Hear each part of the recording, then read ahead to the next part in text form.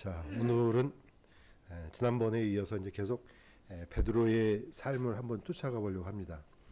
사도 바울은 우리가 사도행전에서 너무 많이 했고 또 너무 잘 알고 있기 때문에 그렇지만 너무나 중요한 분이기도 하고 또 우리 신앙 고백에 기초를 놓았던 사람이기도 하기 때문에 사도 베드로의 삶을 한번 쫓아가면서 어떤 면에서 우리가 이분의 삶을 통해서 중요한 교훈을 얻고 또 어떤 점은 우리가 타산지석으로 삼아서 또 그렇게 따라가지 말아야 될 것들을 한번 살펴보도록 하겠습니다. 자, 마태복음 오늘은 14장 25절에서 33절까지입니다. 이거는 그냥 교독을 한번 하도록 하겠습니다. 마지막에 같이 읽고요. 제가 그냥 읽겠습니다. 먼저 밤 사경에 예수님께서 바다 위로 걸어서 그들에게 가시니 제자들이 그분께서 바다 위로 걸어오시는 것을 보고 불안해하여 이르기를 영이다 하고 두려워서 소리 지르거늘 즉시 예수님께서 그들에게 말씀하여 이르시되 안심하라 나니 두려워하지 말라 하시니라. 베드로가 그분께 응답하여 이르되 주여 만일 주시거든 무리로 주께서 오라 내게 명하소서 하니 그분께서 오라 하심에 베드로가 배에서 내려 예수님께로 가려고 물 위로 걸어가되 바람이 사나운 것을 보고 두려워하다가 가라앉기 시작하며 소리질러 이르되 주여 나를 구원하소서 하니 예수님께서 즉시 손을 내미사 그를 붙잡으시며 그에게 이르시되 오 믿음이 적은 자여 어찌하여 의심하였느냐 하시니라. 그들이 배에 들어갈 때 바람이 그치니 같이 읽겠습니다. 이에 배에 있던 자들이 와서 그분께 경배하며 이르되 진실로 주는 하나님의 아들이 소이다 하더라. 아멘. 오늘 우리가 읽었던 이 말씀은 성경에서 보면은 인간이 최초로 무리를 걸었던 그런 역사적인 또 사건이기도 합니다. 주인공은 베드로입니다. 자, 그런데 오늘 이 사건이 일어나기 전에 먼저 한 구절을 먼저 일어났던 사건을 한번 살펴볼 필요가 있습니다. 그래야만 이게 약간 연결이 됩니다. 사도 요한이 침례 요한이 이제 헤롯에 의해서 목배임을 받고 갑자기 일반 백성들 그러니까 적어도 하나님의 말씀을 두려워하고 침례 요한의 귀를 기울였던 사람들은 갑자기 지도자가 사라져 버린 거예요. 그러다 보니까 그야말로 목자 없는 양처럼 어디를 가야 할 바를 모르고 있었을 때 예수님께서 그들을 인도하십니다. 그게 이제 누가복음 9장 10절에 이어지는 말씀이에요. 그분께서 그들을 데리고 은밀히 벳사다라는 도시에 속한 외딴 곳으로 가시니라. 그 사건이 어디서 일어난지는 모르겠지만 어쨌든 길 잃은 양떼를 데리고 어디로 가냐면 저 벳사다. 그러니까 갈릴리 벳사다하고요. 이쪽 벳사다 다르거든요. 그러니까 성경에는 지명이 같은 이름이 많이 나오니까 우리를 아주 혼란스럽게 합니다. 이 벳사다는 저 북동쪽, 그러니까 갈릴리에서도 저 북동쪽, 그야말로 외딴 쪽에 있는 그 벳사다입니다. 그 벳사다에 속한 외딴 곳, 기억성경에는 빈들 나오죠. 광야, 빈들, 외딴 곳. 사실은 원어로 보면 다 똑같아요. 번역을 어떻게 하느냐가 이제 차이점인데, 저는 왠지 빈들 그러니까 좀 와닿는데, 외딴 곳은 아무도 외딴 곳도 있죠. 어쨌든 광야하고 비슷한데 여기는 사막 같은 광야가 아니라 물이 풍성해요. 이쪽에는. 그게 약간 다릅니다. 어쨌든 예수님께서 사람들을 이쪽으로 인도하셔가지고 드디어 말씀을 선포하시고 이제 어떤 일이 있었습니까? 날이 저무니까 이제 사람들이 너무 많잖아요. 그러니까 각 도시로 보내서 음식을 사 먹게 하자 했을 때 예수님께서 이제 물으셨죠. 먹을 것이 있느냐 했더니 그때 나선 사람이 베드로의 형제, 형인지 아우인지는 안 나옵니다. 어쨌든 안드레가 예수님께 보고를 합니다. 여기 한 소년이 있는데 그가 보리빵 5개와 작은 물고기 두 마리를 가지고 있나이다. 자, 이렇게 하니까 예수님께서 남자만 5,000명이죠. 그러니까 아마 대략 아이들까지 거기 부인들까지 다 여러 사람들 합치면 한 10,000명이 넘지 않았을까요? 자, 이 모임 무리를 다 함께 하셔갖고 이 딱 달랑 이거 물고기 2마리 마차 5개를 가지고 분배를 하기 시작합니다. 자, 이게 이제 오병이어의 기적입니다. 마태복음 14장 19절에서 21절 제가 읽겠습니다. 예수님께서 하늘을 우러러보시며 축복하시고 빵들을 떼어 자기 제자들에게 주시매 제자들이 무리에게 주니 그들이 다 먹고 배를 채우고는 남은 조각을 12바구니 가득 거두었더라. 먹은 자들은 여자들과 아이들 외에 5,000명쯤의 남자들이라. 그러니까 이 숫자는 남자들만 센 거예요.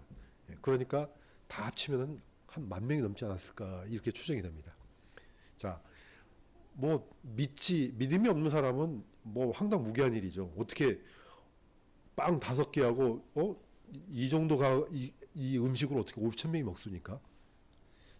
그렇지만 성경에서는 분명히 이런 기적을 예수님께서 베푸셨다고 나옵니다. 어떻게 보면 이거는 예수님께서 창조주라는 뜻이죠. 이거는 누구도 해낼 수 없는 거거든요. 하나님이기 때문에 이렇게 하는 겁니다. 자, 예수님은 먼저 이걸 떼어서 제자들한테 주고 제자들은 그걸 또 갖다가 줬습니다.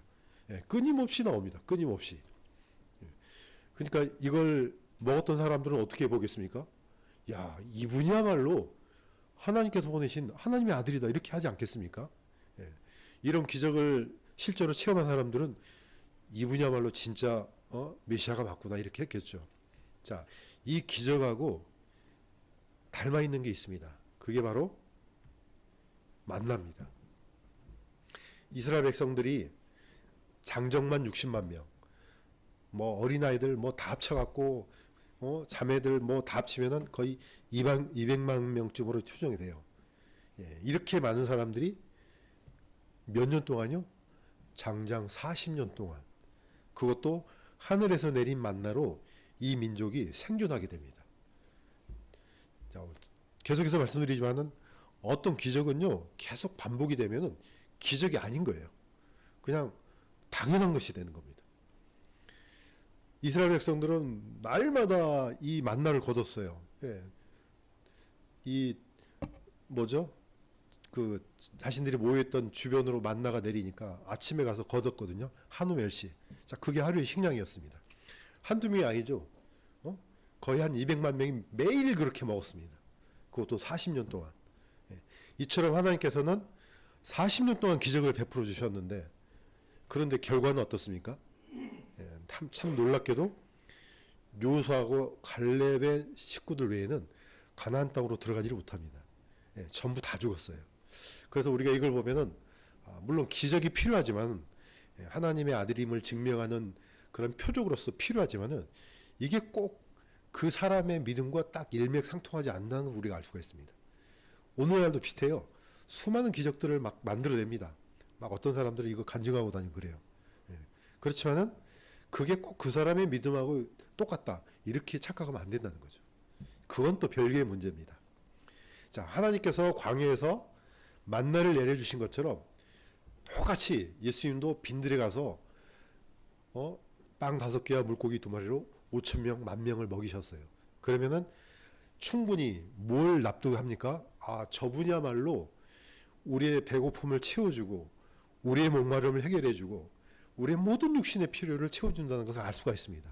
여기 있는 오병이의 기적을 본 사람은 똑같습니다. 아, 저분이야말로 진짜 하나님이구나.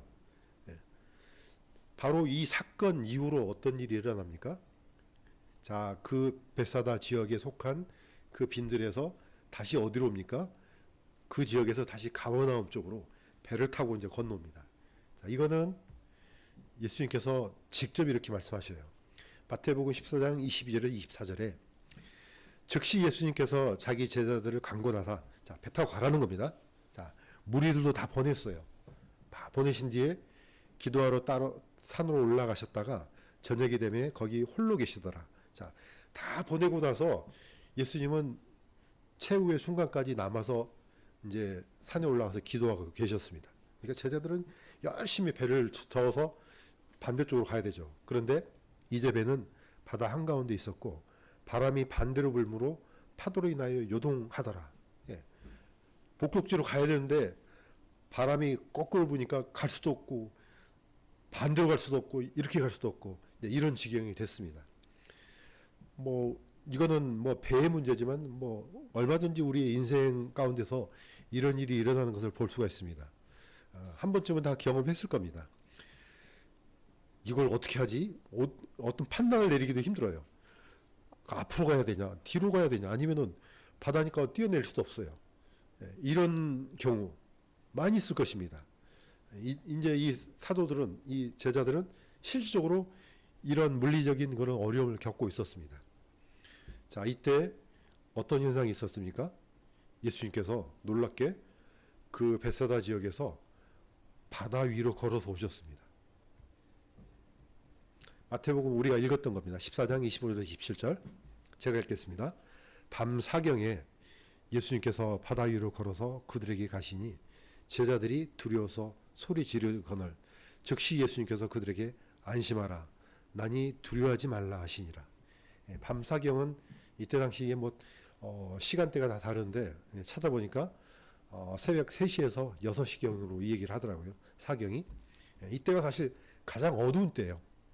가장 깊은 밤일 때 예수님께서 바다 위를 걸어서 가시니까 당연히 이런 현상을 처음 본 사람들은 두려워서 소리를 지르겠죠. 다들 유령인가 하고 소리를 뭐 당연한 겁니다. 왜냐? 이거는 처음 보여주는 표적이에요. 그러니까 예수님께서 그들에게 안심하라. 나다. 두려워하지 말라. 이 목소리를 들었던 사도들은, 이제 제자들은 안심했겠죠. 와, 어떻게 해서, 그렇지만 한 번 더 놀라겠죠. 오병이어의 기적을 이걸 간직하고 있어야 되는데 또 금방 잊어먹는 게 또 사람의 어떤 또 속성인 것 같아요. 자, 사도 베드로가 이걸 들었습니다. 예수님 맞네. 그랬더니 어떻게 했습니까? 용감한 베드로가 이렇게 했습니다. 14장 28절 베드로가 주여 만일 주시거든 물 위로 죽게 오라고 내게 명하소서. 갑자기 마음이 담대해졌습니다. 예수님이라 하니까. 그래서 예수님한테 나보고 예수님께 오라고 명하소서 이렇게 합니다. 왜? 걸어가려고. 드디어 사도 베드로가 배를 벗어나서 바다 위를, 갈릴리 호수 위를 걸어갔습니다. 인류 최초이자 아마 처음이자 마지막인 것 같아요. 이런 기적을 맛본 사람은 사도 베드로가 유일합니다. 그러니까 엄청나게 기념비적인 인물 같아요. 보니까 무슨 일만 있으면 제일 먼저 앞장서서 하고요. 저 베드로가 생각이 났던 게 약간 그런 거 있어요. 분명히 막달라 마리아가 가서 예수님께서 부활하신 후에도 이 소식을 전했을 때 사도 요한하고 베드로가 가거든요. 무덤을 확인하러. 먼저 도착한 사람은 사도 요한이에요. 근데 사도 요한은 안으로 안 들어가잖아요. 나중에 베드로는 늦게 당도했는데 안에 들어가서 살펴봅니다. 그러니까 아마 사도 베드로가 굉장히 용감한 사람 같기도 해요. 보니까. 어쨌든 이분은 이렇게 행동함으로써 바다 위를 걸어갔습니다. 한 번 좀 걸어가고 싶지 않습니까? 저도 이런 경험이 있으면 참 믿음이 더 강해지지 않나 생각이 듭니다. 자, 이랬던 베드로가 어땠습니까? 오늘 포인트가 이겁니다. 사도 베드로가 얘기했던 겁니다. 14장 29절에서 31절. 이거는 같이 한번 읽겠습니다. 시작. 베드로가 배에서 내려 예수님께 가려고 물 위로 걸어가되 바람이 사나운 것을 보고 두려워하다가 가라앉기 시작하며 소리질러 이르되 주여 나를 구원하소서 하니 예수님께서 즉시 손을 내미사 그를 붙잡으시며 그에게 이르시되 오 믿음이 적은 자여 어찌하여 의심하였느냐. 뭐 우리가 너무나 잘 아는 스토리입니다. 예수님께서 오라 하시니까 그 담대한 믿음을 갖고 뭐 바다든 뭐 물이든 불이든 상관없이 예수님이 오라 그러면은 갈 수 있다 생각하고 처음에는 배를 벗어나서 드디어 걸어갑니다. 걸어가다가 똑바로 가면 되는데 가다가 뭐가 보입니까? 바람이 사나운 것을 보고. 어떻게 보면 이게 굉장히 이 어떤 과정이 압축적인 것 같아요. 우리도 삶 속에서 사실 똑바로 예수님만 보고 가기가 어렵습니다. 왜냐하면 사방이 적이에요. 온갖 종류의 트랩이 다 있습니다. 들었던 얘기인데 비행기에 대해서 잘 아는 사람이 그 얘기를 하더라고요. 이 한국에서 김포공항 인천에서 저기 LA로 날아갈 때 이 가상의 좌표가 있대요. 비행기는 이 좌표를 따라서 쭉 가면 되는데 비행기가 그렇게 갈 수가 없대요. 가다가 위로 올라갔다 내려갔다가 왼쪽으로 갔다 오른쪽으로 갔다 혹시 난기류라도 만나면은 그 좌표에서 그냥 순식간에 수킬로까지 떨어지고 그런데요. 그러면은 다시 그것을 붙잡아서 이제 그 좌표를 가는데 그런 것처럼 우리의 믿음도 아마 그러지 않나 생각돼요. 목적지는 분명해요. 우리는 영원한 하늘나라의 항구를 향해서 갑니다. 복된 항구를 향해서 가죠. 그런데 가다 보면은 파도가 치고 바람도 불고 그러면은 이게 왼쪽으로 갔다 오른쪽으로 갔다 아니면은 멈춰 있다가 심지어는 뒤로 갔다 이렇게 합니다. 어떻게 보면은 이 베드로의 어떤 이 과정이 그런 것 같아요. 개인적인 어떤 삶이고 또 개인적인 그런 과정이지만은 우리한테도 그대로 적용이 되는 것 같습니다. 처음에는 똑바로 보고 왔는데 나중에 바람도 보고 아니 이게 물 위를 걷는 게 맞기는 맞아? 이렇게 의심하지도 않겠어요? 내가 지금 어디를 걸어가고 있는 거지? 이렇게 하다가 어떻게 됐습니까? 물에 쏙 빠졌습니다. 그랬더니 또 난리를 칩니다. 주여 나를 구원하소서. 그러니까 예수님께서 즉시 손을 내미사 그를 붙잡으시며 이렇게 물었습니다. 오 믿음이 적은 자여 어찌하여 의심하였느냐. 어떻게 보면 이 말씀이 우리에게도 그대로 적용되는 것 같아요. 우리가 처음에 구원받았을 때 그냥 얼마나 마음이 뜨거웠습니까? 그냥 뭐 목숨을 바쳐서 주님의 일을 할 것처럼 하는데 나중에 좀 시간이 지나면은 언제 그랬더라? 모든 사람이 어떻게 보면 이런 과정을 겪는 것 같아요. 그래서 우리가 이제 이 사도 베드로의 삶을 궤적을 따라가면은 우리는 이런 부분에서는 베드로를 닮아야 되겠다. 이런 부분에서는 이런 쪽으로 하면 안 되겠다. 우리가 이런 교훈을 얻을 수가 있습니다. 자, 여전히 우리는 이 삶이 진행 중이에요. 베드로는 이 삶을 마쳤어요. 이제 남은 건 우리입니다. 우리는 각자의 삶을 살아가면서 끊임없이 그 복된 항구를 향해서 항해를 합니다. 그럴 때마다 이 베드로의 어떤 이 과정, 이 말씀을 통해서 우리에게 더 큰 위로가 되었으면 좋겠습니다. 자, 바다하고 광야 전혀 관련이 없는 것 같잖아요. 그런데 딱 들어봤습니다. 어떤 사람은 바다에서 일하는 사람도 있고 어떤 사람은 땅에서 일하는 사람도 있고 어떤 사람은 하늘에서 일하는 사람이 있고 다 다릅니다. 여러 환경도 다르고 뭐 배경도 다르고 다 다릅니다. 그러나 어떻게 보면 가고 있는 이 어떤 이런 패턴은요 비슷해요. 이스라엘 백성들이 처음에는 10가지 재앙을 보고 바다가 갈라지는 그 광경을 보고 드디어 광야로 들어갔습니다. 처음에는 그냥 목숨을 다 버릴 것 같아요. 그런데 어떻습니까? 나중에 시간이 흐르고 또 흐르고 40년이 흐르다 보니까 나중에 딱 누구만요? 요사하고 갈렙만 들어갑니다. 물론 두 사람만 구원받다는 뜻은 아니에요. 그러면 모세도 그럼 구원받지 못할게요? 꼭 누가 이런 소리 하면은 모세도 구원받지 못했다 한 사람이 있어요. 그건 아닙니다. 자, 어쨌든 정말로 일관되게 이 신앙의 길을 걷는 것은 굉장히 어려운 겁니다. 똑같습니다. 사도 베드로, 사도들이 다 봤어요. 오병이의 기적을 금방 경험했지 않습니까? 그런데 그럼에도 불구하고 그걸 까먹을 때도 있고 초점이 옮겨버립니다. 만약에 베드로가 똑바로 그 길을 쳐다보고 갔더라면 안 빠지겠죠. 그런데 그게 됩니까? 이게 쉬운 게 아닌 거예요. 이게. 자, 요한복음 6장 31절에서 35절 이거는 제가 읽겠습니다. 우리 조상들은 사막에서 만나를 먹었나이다 하며 진실로 진실로 내가 너에게 이르노니 모세가 너희에게 하늘로부터 그 빵을 주지 아니하였느니라. 예수님이 초점을 흐리지 말라는 거예요.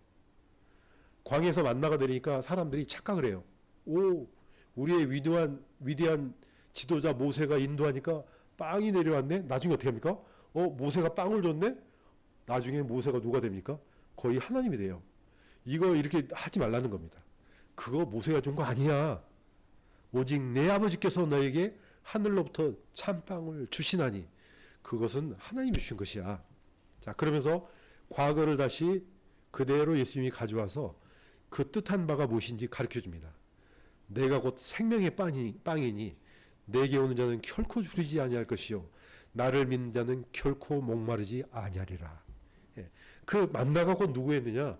바로 예수님에 대한 그 비유라는 겁니다. 어떻게 보면 그림자죠. 자, 우리의 초점은요, 모세도 아니고 위대한 지도자도 아니고 그 누구도 되어서는 안 됩니다. 우리는 온전히 우리의 믿음의 대상이 하나님만 되어야 될 줄로 믿습니다. 그래야지 우리가 이 좌표를 놓치지 않거든요. 누가 이 말하면 일로 휙, 누가 저 말하면 절로 휙. 저는 좀 안타까운 게 요즘에는 유튜브가 너무 발달되어 있잖아요. 그럼 사람들이 지식을 이 유튜브에서 얻어요. 그 지식을 갖고 와가지고 내가 맞네 하면서 막 주장을 펼쳐요. 그러면은 다 유튜브 보고 성경 공부하고 뭐 유튜브에 있는 그 소식이 뭐 우리를 인도하는 거 아니지 않습니까? 그 사람들은 아무 책임이 없어요. 그렇지만은 이 말씀을 선포한 사람은 책임을 져야 돼요. 그렇기 때문에 기도하면서 이게 맞나 틀린가 막 기도하면서 준비하는데 뭐 유튜브가 그런 일을 합니까? 전혀 안 하지요. 그래서 교회 직분을 세우고 또 거기서 사역자들을 세우고 그분들에 대한 포커스를 맞춰야 되는데 물론 그분들은 하나님이 아니지만은 하나님의 말씀을 대변하기 위해서 얼마나 많은 수고를 합니까? 자, 오늘날도 똑같은 일이 일어나기 때문에 우리의 본질은 그렇다는 겁니다. 우리는 하나님, 우리의 섬김의 대상은 하나님이 되어야 되지 그 이상 다른 데로 빠져나가면요 위험해집니다.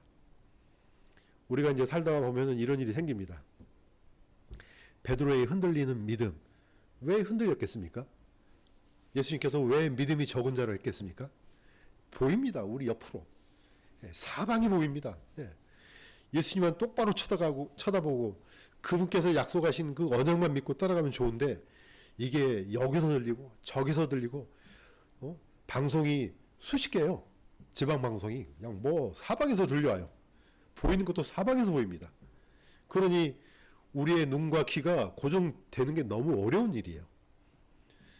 자, 오늘 이 바다 위를 걸어갔던 사도 베드로 이 과정 나중에 예수님께서 그를 끄집어 건졌을 때 예수님께서 책망하셨던 그 책망이 그대로 우리의 거울이 됐으면 좋겠습니다.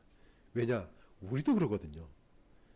우리도 늘 보면은 아침에 생각, 점심에 생각, 저녁 생각이 틀려요.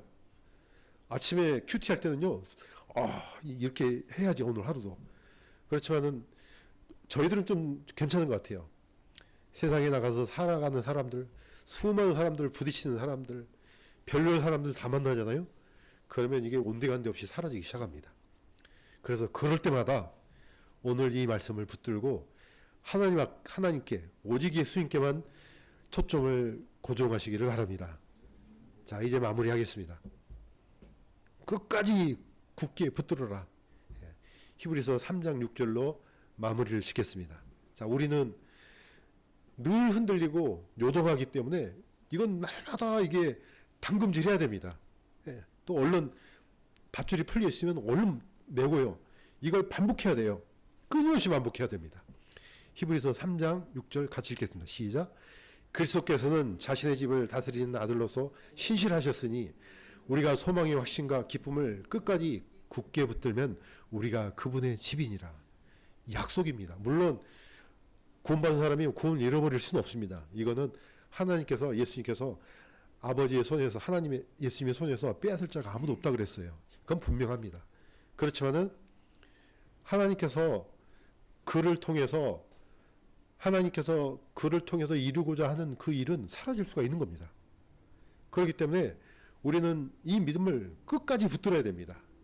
하나님께서 나를 써주시고 주님께서 오시는 그날까지 계속해서 끊임없이 하나님의 기쁨을 위해서 내가 존재한다는 이 사실을 늘 묵상하고 또 그렇게 해주기를 기도하면서 가야만이 우리의 자표가 흔들리지 않을 줄로 믿습니다.